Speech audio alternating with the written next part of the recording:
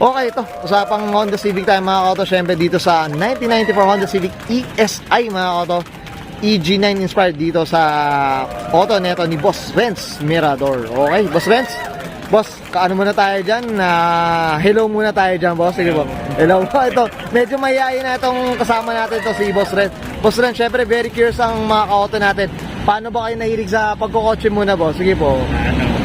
Friend lang sa tatay ko, maligay sa kotse, tapos negosyo namin, buy and sell. Okay. Tapos yun, doon nagsimula magkotse, kaligalikot, hanggang nahilig magpo. Ito, medyo iba ng marami ng binobot, medyo madiin. Tama, Boss Renz? Medyo ito, boss, nabanggit mo na rin, Boss Renz, na ito, since high school ang itong auto mo?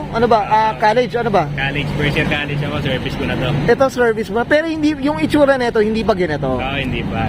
Stock lang siya noon, Stock. D15B. Okay. Stock yung makina. D15B na yung makina niya,